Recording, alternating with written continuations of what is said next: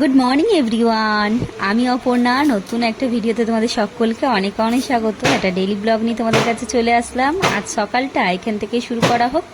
আর চলে এসেছি রান্নাঘরে। তো আজকে সকালবেলা কি সকালে টিফিন বানাচ্ছি চলো তোমাদের সাথে শেয়ার করি।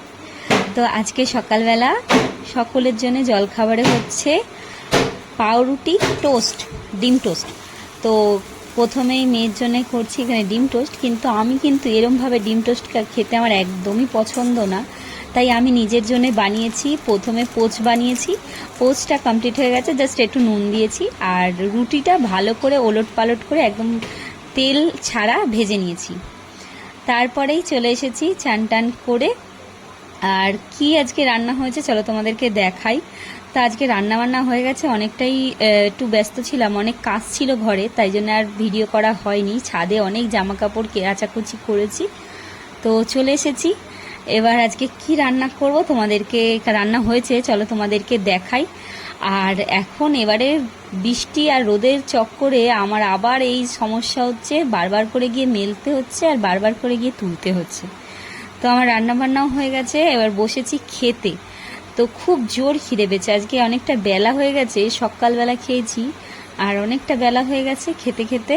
আজকে প্রায় 2:30 বেজে গেছে। তো আজকে কি কি রান্না হয়েছে তোমাদেরকে বলা হয়নি। তো চলো আজকে দেখাই তোমাদেরকে কি কি রান্না হয়েছে। তো চলে এসেছি খেতে।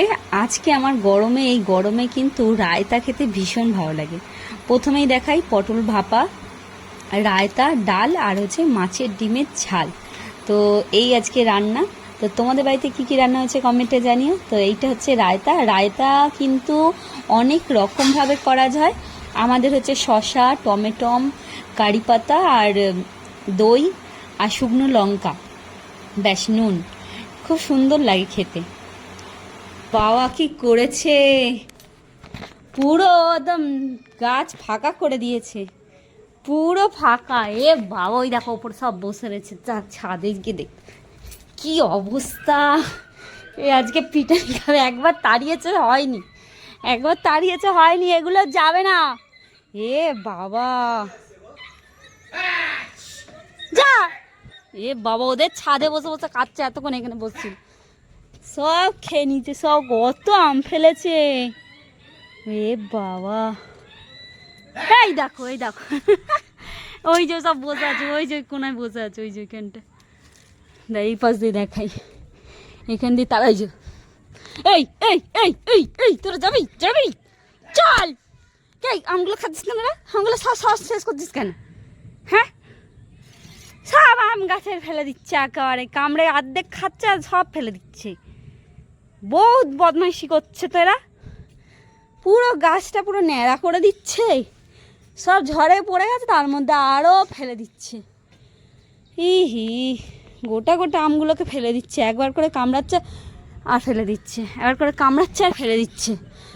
আয়, তারা হাসছিস, তাড়াতে পারছিস না? কি অবস্থা দেখো, যেই পালাচ্ছে আবার গিয়ে গাছে বসছে। ওই যে ওখানে বসছিল, সব পালাচ্ছে।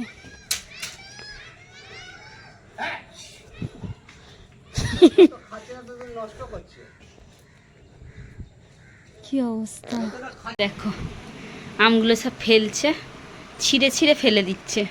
কতগুলো বাইরে রেখে আসলাম, খাচ্ছে না। এগুলো এখন পাকারও সময় হয়নি, এখন দেরি আছে 1-1.5 মাস, সেই আষাঢ় মাসে পাকবে। কাঁচা আমগুলোকে ফেলে দিয়েছে, দেখেছো? সব অর্ধেক খেয়ে ওইখানে পুরো বিছানা বানিয়ে দিয়েছে পুরো।